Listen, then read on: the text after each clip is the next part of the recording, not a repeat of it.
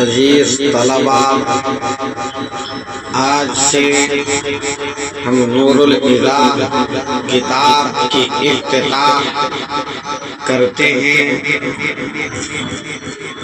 اب روزمرہ اس کتاب کو پڑھیں اور اپنی ذہنوں فکر میں مسئلوں کو بسانے کی کوشش کریں اور محنت کریں۔ اللہ تبارک و تعالیٰ کی بارگاہ میں دعا ہے کہ اللہ رب العزت اپنے حبیب کے صدقے سے آپ لوگوں کو علم کے نور سے مالا مال عطا فرمائے۔ ٹھیک ہے، شروع کرتے ہیں۔ بسم اللہ الرحمن الرحیم۔ پہلے ہمارا یہ چیز جان لے، یہ کتاب نور الہدیٰ، کیا کتاب نور الہدیٰ، یہ فقہ کی کتاب ہے۔ تو پہلے ہمارا مصنف کے تعلق سے جان لیں، جو اس کتاب کے لکھنے والے ہیں، یعنی صاحب نور الہدیٰ، اور ان کا نام و نسب۔ تو نام حسن ہے، اس کتاب کے لکھنے والے عظیم ہستی کا نام حسن، کنیت ابو الاخلاص ہے، اور والد کا نام عمار ہے، اور دادا کا نام علی ہے، وفائی کر کے مشہور ہیں۔ جائے پیدائش صاحب نور الہدیٰ کی پیدائش کی جگہ، وہ سن پیدائش کو بھی آپ جان لیں۔ مصر کے ایک شہر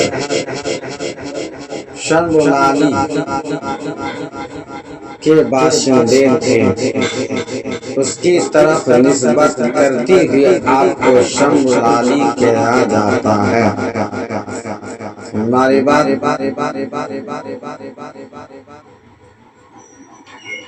954 ہجری میں یہ عظیم فقیہ صفحہ گیتی پر مروز ہوا۔ کتنے میں؟ 994 ہجری میں۔ اب انہوں نے جو تحصیل علم کیا، علم کو حاصل کیا، تو یہ کہاں سے کہاں تک، اس کو دیکھو۔ ابھی 6 سال ہی کی عمر تھی کہ والد انہیں برائے تعلیم مصر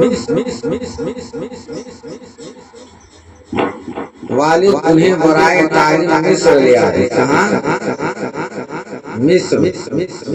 آپ نے قرآن پاک حفظ کیا، کیا قرآن پاک حفظ کیا، اور اپنے وقت کی بہترین علماء شیخ محمد حمودی، عبداللہ نحوی، شیخ الاسلام نور الدین وغیرہ تشنگی وغیرہ سے تشنگی کے علم بجھائی، علم کی پیاس کو بجھائی۔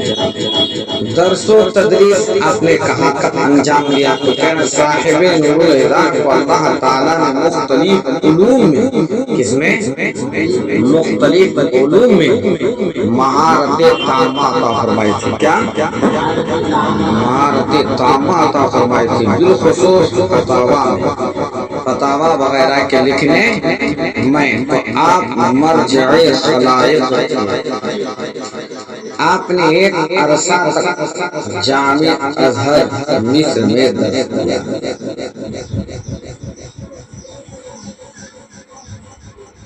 وفات جمعہ کے روز عصر کے بعد 11 رمضان المبارک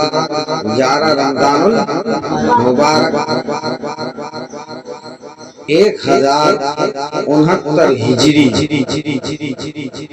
75 سال آپ کی عمر ہوئی تھی کہ پیغام اجل کو لبیک کہہ کر لوگوں کے ذہنوں پر اپنی ذہانت علم و فقہ کے لازوال نقوش چھوڑ گئے، اور آپ کس طرح کے تصنیف و تالیف کی کتابیں لکھی؟ تو تصنیف و تالیفات، تصنیفات و تالیفات آپ کے کس کے؟ صاحب نور الایضاح کی، جو کتاب داخل نصاب ہے جماعت ثانیہ، جو جماعت پڑھ رہے ہیں، آپ کی 47 تالیفات و تصنیفات علمی یادگار ہیں، مگر ان سب میں حاشیائی جرر و غرر سب سے اعلیٰ و ارفع ہے، اور فقہ میں نور الایضاح کو ایسی شان امتیازی حاصل ہے کہ اس کی مقبولیت کا اس سے بڑھ کر کیا ثبوت ہوگا کہ تحال مدارس عربیہ کے نصاب میں داخل رہ کر مصنف کے علمی تبحر کو یاد دلا رہی ہے۔ اولاً آپ نے یہ کتاب گل اعتکاف تک لکھی، جس سے 24 جمادی الاولیٰ 1032 ہجری میں جمعہ کے روز فارغ ہوئے۔ اس کے بعد مسائل زکوٰۃ و حج کو اس کے ساتھ ملحق کر کے عبادات خمسہ کی تکمیل فرمائی، عبادات خمسہ کی کیا کی؟ تکمیل فرمائی۔ اب یہ کتاب کس فن میں ہے؟ یہ تو آپ نے جو سماعت کی حالت مصنف یعنی جنہوں نے اس کتاب کو لکھا اس کے تعلق سے۔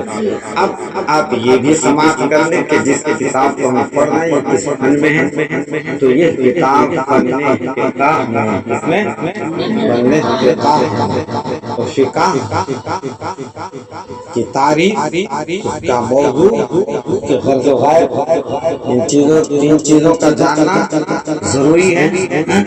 تو دیکھیں فقہ کے اصطلاحی تعریف، فقہ کی اصطلاحی تعریف احکام شرعیہ و فرعیہ کے اس علم کو، احکام شرعیہ و فرعیہ کے اس علم کو کہتے ہیں جو احکام کے تفصیلی دلائل سے حاصل ہو، جن احکام کا تعلق عمل سے ہوتا ہے، اس سے عمل سے ہوتا ہے، ان کو فرعی احکام کہتے ہیں، اور جن کا تعلق اعتقاد سے ہوتا ہے اس کو احکام شرعی و اصلی کہتے ہیں۔ کیا کہتے ہیں؟ احکام شرعی و اصلی کہتے ہیں۔ یہ فقہ کی تعریف ہوئی ہے نا۔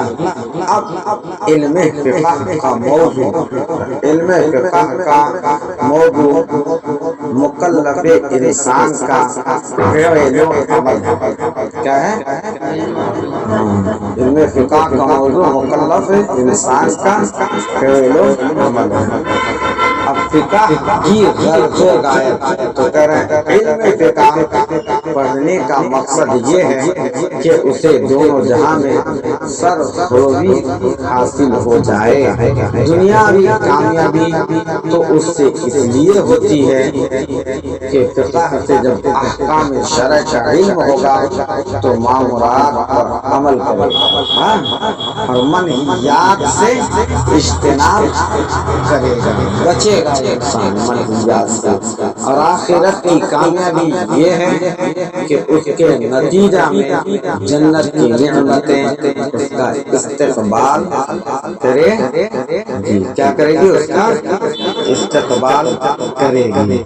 اب تھوڑا سا ان کا ترجمہ بھی سماعت کر لیں کہ بسم اللہ الرحمن الرحیم، اللہ کے نام سے شروع جو بڑا مہربان ہے تو رحم کرنے والا۔ الحمدللہ رب العالمین، تمام تعریفیں ثابت ہے کس کے لیے؟ اللہ رب العزت کے لیے، جو پالنے والا ہے تمام جہانوں، پوری دنیا کا پالنے والا۔ والصلاۃ والسلام علی سیدنا محمد خاتم النبیین وعلی آلہ الطاہرین وصحابتہ اجمعین، اور رحمت کاملہ اور سلامتی نازل ہو کس پر؟ ہمارے نبی سرکار محمد مصطفیٰ صلی اللہ علیہ وسلم پر جو خاتم الانبیاء ہے، جو خاتم الانبیاء ہے، اور رحمت کاملہ اور سلامتی، یہ سب آپ کی پاک آل پر اور آپ کے تمام صحابہ پر۔ کس پر؟ آپ کے آل پر اور آپ کے تمام صحابہ پر کیا ہو؟ نازل ہو۔ آپ پر بھی نازل ہو، آپ کے تمام صحابہ پر بھی نازل ہو۔ مصنف نے اپنی کتاب کا آغاز تسمیہ و تحمید سے کیا ہے نا، یعنی بسم اللہ سے اور الحمد سے، تو اس کی مختلف وجوہ ہیں۔ مثلا اولاً تو یہ کہ رسم قرآن کریم خطوط نبوی صلی اللہ علیہ وسلم اور سلف صالحین کی پیروی ہے نا، ان کے علاوہ اور بھی بہت سے وجوہات ہیں جو آپ لوگ دیگر کتابوں پہ پڑھتے چلے آ رہے ہو کہ بسم اللہ کو حقیقی پر، الحمدللہ کو عرفی یا اضافی پر عمل کر کے جو ہے کتاب کے آغاز کرتے ہیں۔ آج یہیں سے اس کتاب کو پڑھتے ہیں، پھر انشاءاللہ سب کتاب کو پڑھتے جائیں گے۔